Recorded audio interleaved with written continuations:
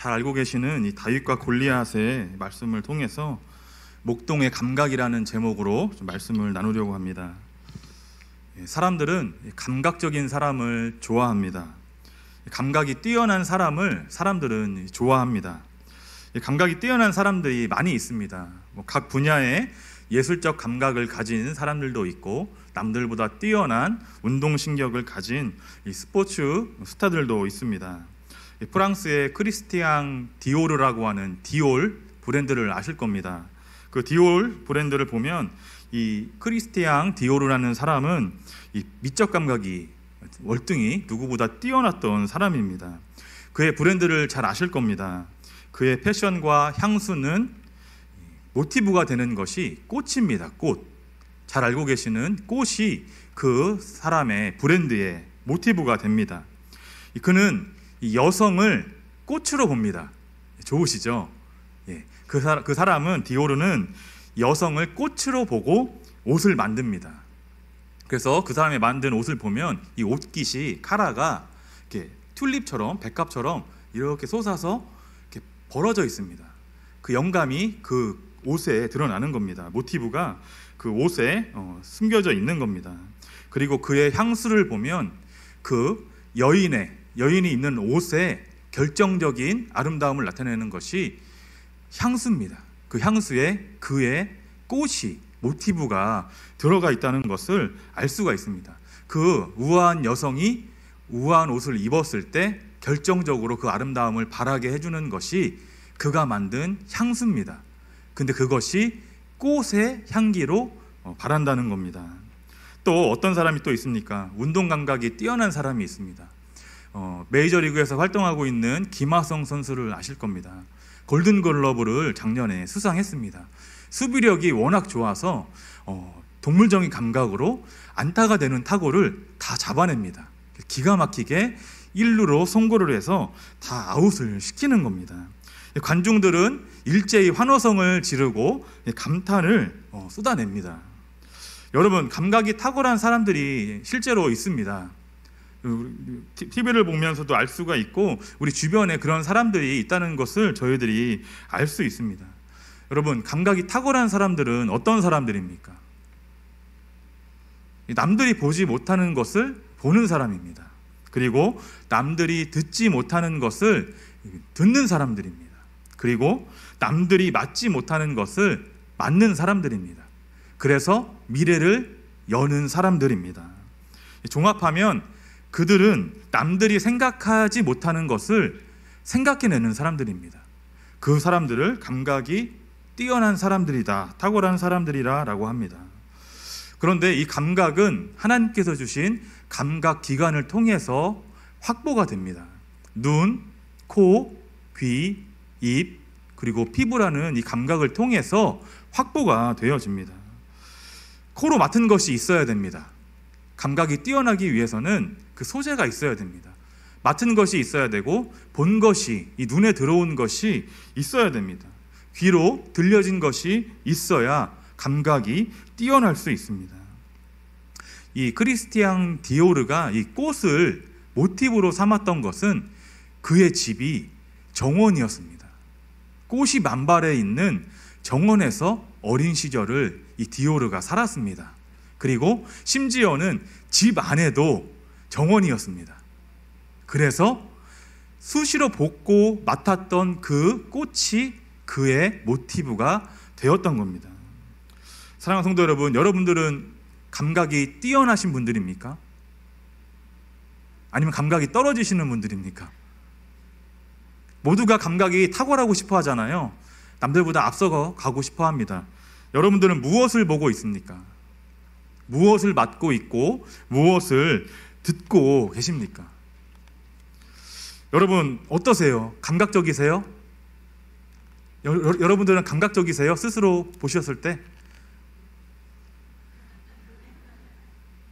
예. 여러분, 무엇을 보고 있는지가 가장 중요한 겁니다. 이 감각 기관으로 보여지는 것들을 통해 내가 판단한다는 겁니다. 우리는 오늘 본문을 통해서 너무나 잘 아는 우리 아이들을 위해 헌신하신 분들, 그리고 아이들은 한국교회에 있는 아이들 모를 수가 없는 이야기입니다. 이 다윗과 골리앗 이야기입니다. 이 본문을 통해서 저희도 골리앗 앞에 서 있다는 것을 보게 됩니다. 성경은 이 골리앗을 싸움을 도두는 자라고 부릅니다. 영어 성경에 보면요, 그를 챔피언이라고 적었습니다. 그대는 챔피언 있잖아요. 챔피언입니다. 적수가 없습니다. 다 이겨버린 사람입니다. 그 사람이 저와 여러분들 앞에 서 있습니다. 싸움에 탁월한 자가 이 골리앗입니다. 그가 무엇을 보았을까요? 그가 무엇을 보았을까요? 어렸을 때부터 죽어나가는 적의 용사들을 보았습니다. 적을 어떻게 죽여야 되는지를 아는 사람이었다는 겁니다. 한 가지만 보겠습니다. 골리앗의 이 손의 감각을 이렇게 표현합니다. 읽진 않았지만 7절입니다. 한번 찾아서 읽겠습니다. 17장 7절입니다.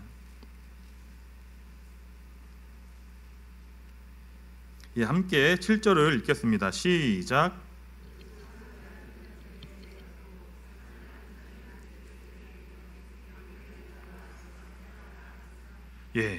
창날이 무게가 600세겔이었다. 철로 된 창날이, 창 끝이 600세겔이었다라고 합니다. 한 세겔이 11g 정도 됩니다.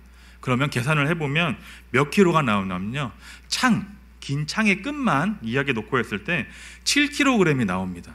아령 5kg 들어보셨죠? 안 들어보셨다고 하시는데 무겁습니다. 반복해서 운동을 하면 내 마음대로 만질 수가 없습니다. 이 손의 감각이 그만큼 골리앗의 감각이 뛰어났다는 것을 알 수가 있습니다. 그 긴 창, 무거운 창을 제대로 다루지 못했다면 적의 용사를 제때 깊게 찌르지 못했을 겁니다. 이스라엘의 모든 자들이 이 골리앗 앞에서 꼼짝도 못하고 있다라고 본문이 우리에게 말씀합니다. 그런데 이 블레셋과의 전투 중에 재미있는 것이 있습니다. 치고받는 싸움이 아니라는 거예요. 이 블레셋이 이스라엘을 바로 쳐도 되는데 치지 않고 있습니다. 전투는 하지 않고 대치하고 있습니다. 이 블레셋은 에베스 담밈의 언덕에 진치고 있고 이스라엘은 맞은편 엘라 골짜기에 대치하고 서로 바라보고 있는 상황입니다. 이 블레셋이 골리앗을 최대한 활용하고 있는 것을 저희들이 알 수가 있습니다. 16절을 한번 함께 보겠습니다. 16절 함께 읽겠습니다. 시작.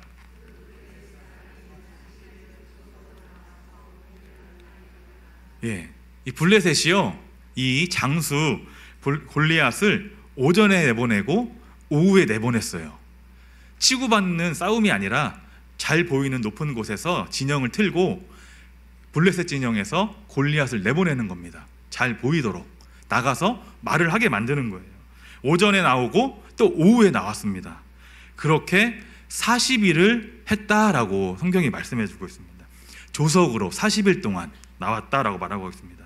여러분, 제가 어렸을 때 유행했던 게 있었습니다. 제가 많이 어렸을 때요, 초등학교, 국민학교 시절에 뻐꾸기 시계가 있었습니다. 좀 잘 사는 집에부터 이 뻐꾸기 시계가 있었습니다. 정시가 되면 뻐꾸기가 시계 안에서 나옵니다. 창문이 열리고 뻐꾹하죠. 다시 들어갑니다. 2시, 3시 계속 때가 되면 나와서 횟수를 늘려갑니다. 다른 말 하나요? 삐약 하나요? 뻐꾹합니다. 개수만 늘어나는 거예요. 저희 집도 이 뻐꾸기 시계가 유행이 지낼 때쯤에 샀습니다. 근데 성능이 별로 안 좋았나 봐요. 좋은 브랜드 게 아니었나 봐요. 금방 치매에 걸렸어요. 나와서 안 들어가는 거예요. 여러분들 댁에도 있으셨을 거예요, 하나씩. 아무튼 이 블레셋이 이 뻐꾸기 시계 전술을 쓴 거예요. 골리앗을 통해서요, 오전에 내보내고 오후에 내보내서 겁을 주는 겁니다. 꼼짝 못하게. 사울 왕도 꼼짝 못했다고 이 본문이 말씀해 주고 있습니다. 이 뻐꾸기 골리앗이 한 말이 무엇일까요? 뻐꾸겠을까요? 아니죠. 뭐라고 했을까요? 한 놈 나와예요. 한 놈만 나와. 너희가 이기면 내가 굴복할게. 우리 민족 너희 민족 될게. 그러나 지면 너희 민족 우리 민족이 되는 거야. 한 놈 나와. 이야기를 오전에도 하고 오후에도 하고 40일 동안 계속했습니다. 이 블레셋이 좀 나쁜 것 같아요. 골리앗 한 명을 이렇게 이용해 먹은 겁니다. 그런데 비참한 쪽은 어딜까요? 이스라엘입니다. 그렇게 40일을 하는데도 대항해서 나갈 싸움에 감각이 뛰어난 자가 없다는 게 문제입니다. 그때 이스라엘 진영에 누가 오죠? 다윗이 오잖아요. 다윗이 옵니다. 누구 심부름을 하러 오는 거죠? 아버지 이새의 심부름을 하러 양들을 맡기고 와요. 그때 또 나온 거예요. 뻐꾸기가. 골리앗이 나와서 뻐꾹하는 거예요. 한 놈 나와 라고 하는 거예요. 그 음성이 골리앗의 귀를 때렸습니다. 그래서 목동 다윗이 앞으로 나가게 된 겁니다. 그가 가져온 것은 치즈 10덩이예요. 볶은 곡식 한 에바예요. 또 뭐죠? 기억이 안 나네요. 떡 10덩이 지원하러 갖고 온 거예요. 근데 형들이 무시하잖아요. 네가 무슨 전쟁에 나가니? 사울왕도 똑같이 말해요. 너는 소년이다. 네가 무슨 골리앗과 싸우겠니? 라고 선을 그어버립니다. 그런데 그 뻐꾸기가 하는 그 뻐꾸기 다윗의 마음을 건듭니다. 다윗이 골리앗의 음성을 듣고 결단하게 되는데요. 26절입니다. 함께 읽겠습니다. 시작. 이 블레셋 사람을 죽여 이스라엘의 치욕을 제거하는 사람에게는 어떠한 대우를 하겠느냐? 이 할례받지 않은 블레셋 사람이 누구이기에 살아계시는 하나님의 군대를 모욕하느냐? 사랑하는 성도 여러분, 이 다윗의 결단이 어디에서 나옵니까? 싸움에 능한 사람이 아닙니다. 싸움의 감각이 뛰어난 사람이 아닙니다. 어디서 이 능력이 나옵니까? 왕조차도 쩔쩔매고 있는 이 상황 속에서 이 다윗의 결단이 어디에서 나옵니까? 목동에서 나오는 거예요. 목동. 이 다윗은 10대 중반, 15살 정도 된 목동입니다. 이 싸움을 도두는 자가 아니에요. 이스라엘의 챔피언이 아닙니다. 이 골리앗과 싸우기에는 어림도 없는 연약한 목동일 뿐입니다. 그런 그가 사울 앞에서 이런 고백을 합니다. 34절부터 37절입니다. 제가 읽겠습니다. 다윗이 사울에게 말하되 주의 종이 아버지의 양을 지킬 때에 사자나 곰이 와서 양떼에서 새끼를 물어가면 내가 따라가서 그것을 치고 그 입에서 새끼를 건져내었고 그것이 일어나 나를 해하고자 하면 내가 그 수염을 잡고 그것을 쳐 죽였나이다. 주의 종이 사자와 곰도 쳤은즉 살아계시는 하나님의 군대를 모욕한 이 할례받지 않은 블레셋 사람이리이까 그가 그 짐승의 하나와 같이 되리이다. 또 다윗이 이르되 여호와께서 나를 사자의 발톱과 곰의 발톱에서 건져내셨은즉 나를 이 블레셋 사람의 손에서도 건져내시리이다. 아멘. 사랑하는 성도 여러분, 이 고백을 목동인 다윗이 왕 사울 앞에서 담대하게 했습니다. 이 목동의 힘으로, 목동의 감각으로 나선 겁니다. 여러분, 우리는 누굽니까? 우리도 목동입니다. 목동은 어린 아이잖아요. 목동입니다. 제가 틀린 소리를 하는 걸까요? 아니, 내가 10대도 아닌데 무슨 목사님은 목동이라고 그래? 이상한 얘기 하시네? 하실 수도 있잖아요. 그런데 목동이 맞아요. 하나님이 보실 때 저와 여러분들은 목동이에요. 교사 여러분, 어린 양떼를 돌보는 여러분들은 목동입니다. 여러분, 다윗의 고백이 여러분들 교사분들의 입술에서 나와야 됩니다. 그리고 이 시간 함께 예배드리는 성도 여러분, 여러분들도 목동입니다. 하나님 보실 때는 연약한 목동입니다. 가정을 돌보시는 여러분들이 목동입니다. 여러분, 다윗의 고백이 여러분들의 입술에 고백으로 남습니까? 이 디오르가 꽃을 보았다면 목동은 광야를 보아야 됩니다. 목동의 감각은 광야에서 나옵니다. 사진 좀 한번 보여주시면 좋겠습니다.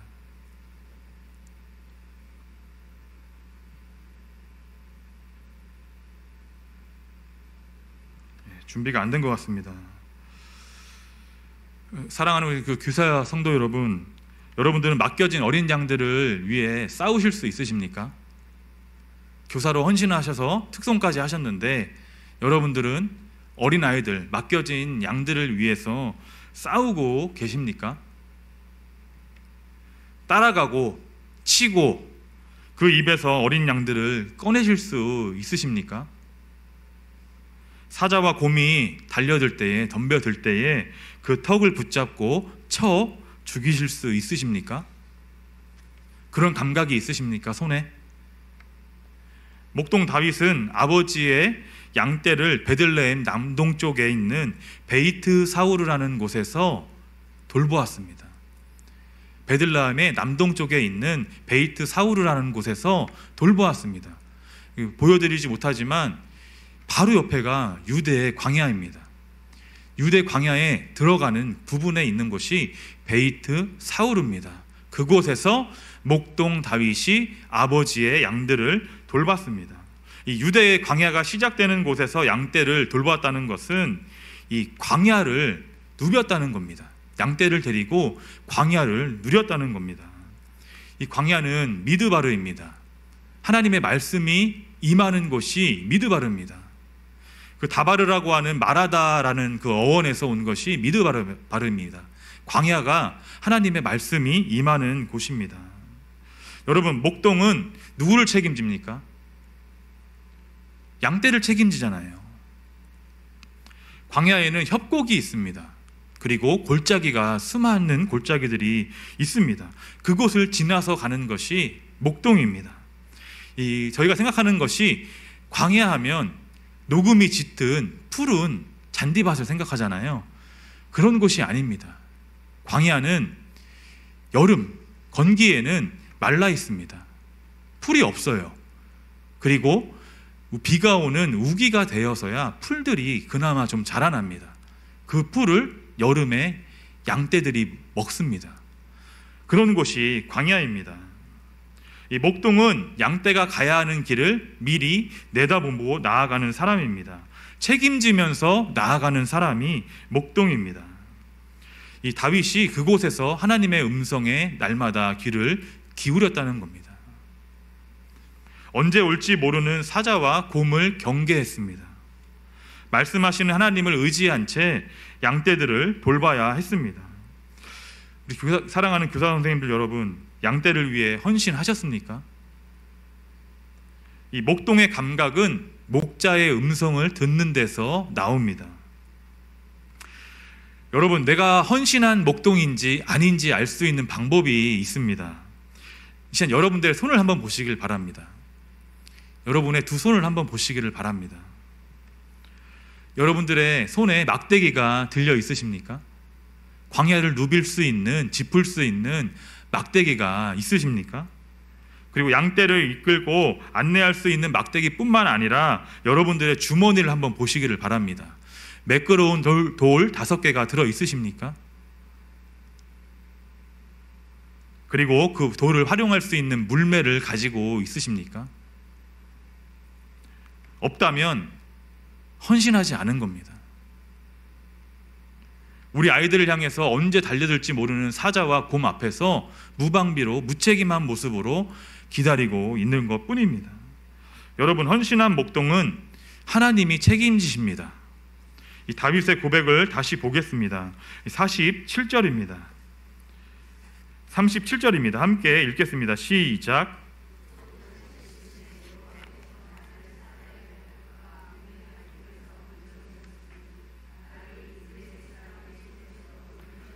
예, 아멘. 하나님께서 양들에게 헌신한 목동의 삶을 건지신다고 말씀합니다. 여러분, 목동을 아이들을 위해서 헌신합니다. 그 헌신한 사람을, 목동을 하나님은 책임지신다는 겁니다. 여러분, 목자의 음성을 듣는 목동이 되시기를 바랍니다. 하나님 앞에서 헌신하며 나아가는 우리 교사 선생님들 여러분, 아이들을 위해 목동으로 살아가시기를 축복합니다. 여러분들을 하나님께서 건져내실 것입니다. 양떼를 위해 살도록 건져내신다는 겁니다. 여러분들을 위해서라기보다 맡겨주신 양들을 돌볼 수 있도록 여러분들을 건져내십니다. 여러분들의 감각을 깨우시기를 바랍니다. 여러분들은 광야를 보아야 합니다. 광야를 살아야 됩니다. 그 안에서 하나님은 여러분들의 감각을 깨워 주십니다. 사울 왕이 왜 망했습니까? 하나님이 후회하셨기 때문에 사울은 망했습니다. 오늘 갑옷을 입고 있는 사울이 골리앗을 보고 두려워하고 있잖아요. 사울 왕이 왜 망했습니까? 그 이유가 사무엘상 15장 11절에 나옵니다. 제가 읽어드리겠습니다. 내가 사울을 왕으로 세운 것을 후회하노니 그가 돌이켜서 나를 따르지 아니하며 내 명령을 행하지 아니하였음이니라 하신지라 라고 말씀합니다. 사울 왕이 망한 것은 그가 하나님의 말씀을 제대로 듣는 감각이 무뎠기 때문입니다. 여러분, 광야는 양떼를 돌보기에는 불편하고 어려운 곳입니다. 우리 각자가 살아내기에도 버거운 곳이 광야입니다. 그러나 저희들은 광야를 보고 그 광야에서 살아야 합니다. 그곳에는 목자의 음성이 들리는 곳입니다. 목자의 음성을 따라 사는 목동의 삶에 하나님이 감각을 뛰어나게 하시고 그 삶에 능력을 부으십니다. 그 사람의 능력의 손을 되게 만드십니다. 광야에서의 익숙함이 그대로 골리앗 앞에서도 드러나게 하십니다. 그는 골리앗 앞으로 나가기 전에 늘 하던 대로 엘라 골짜기에서 매끄러운 돌 5개를 취합니다. 46절을 보겠습니다. 다윗은 자신의 손에 목자의 능력이 임해 있음을 알고 나아갑니다. 오늘 여호와께서 너를 골리앗을 내 손에 넘기시리니 라는 고백을 하고 나아갑니다. 47절은 또 이렇게 기록합니다. 또 여호와의 구원하심이 칼과 창에 있지 아니함을 이 무리에게 알게 하리라 라고 하십니다. 전쟁은 여호와께 속한 것인즉 그가 너희를 우리 손에 넘기시리라 라고 말씀하신다는 겁니다. 더 나아가서 49절입니다. 골리앗이 다윗을 향하여 가까이 올 때에 광야에서 사자와 곰을 향하여 달렸던 것처럼 골리앗을 향하여 빠르게 달리고 손을 주머니에 넣어 돌을 가지고 물매로 던져 블레셋 사람 골리앗의 이마를 치게 하시고 그 돌이 그의 이마에 박히게 하신다라고 말씀합니다. 광야의 생활을 하나님 앞에서 살아낸 사람을 목동인 다윗이 이렇게 행한다는 겁니다. 분명한 것은 목자의 음성입니다. 우리가 광야를 살아낼 때 살아낼 수 있는 것은 목자의 음성 때문입니다. 오늘 여러분 앞으로 가까이 다가오고 있는 골리앗의 음성을 듣지 마시기를 바랍니다. 목자의 음성을 듣고 살아가시기를 소망합니다. 사랑하는 성도 여러분, 결국 인생은 누구의 음성을 듣느냐입니다. 목자의 음성을 듣는 사랑하는 성도 여러분들 다 되시기를 축원합니다. 헌신한 목동은요, 양떼에게 목자의 음성을 들려주고 먹여줍니다. 이 시대 사람들의 손은 핸드폰을 짚는데 모든 손의 감각이 쏠려 있습니다. 사랑하는 우리 교사 선생님들 여러분, 우리 아이들이 핸드폰에 손의 감각이 쏟지 않도록 하나님 말씀을 묵상하고 하나님의 말씀을 쥐어주는 우리 귀한 교사 선생님들 되시기를 축복합니다. 헌신한 목동은 목자의 음성을 듣는 손을 가졌다는 것을 잊지 마시기를 바랍니다. 사랑하는 성도 여러분, 여러분들 살아가는 광야 생활 가운데 목자의 음성이 있음을 잊지 마시기를 바랍니다.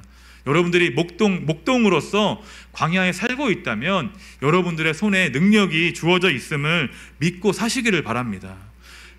건너가야 될 골짜기가 있고 협곡들이 놓여져 있지만 비가 잘 내리지 않지만 내 손에 주의 음성이 있고 탁월한 감각이 있음을 믿고 여러분들 일상을 살아가시기를 바랍니다. 그 일상 속에 하나님이 역사하시고 건져 주십니다. 여러분 손에 능력이 있음을 믿고 오늘도 이번 한 주도 살아내는 우리 귀한 성도님들, 그리고 우리 교사로 헌신하시는 우리 교사 선생님들 목동의 삶이 되시기를 축원합니다.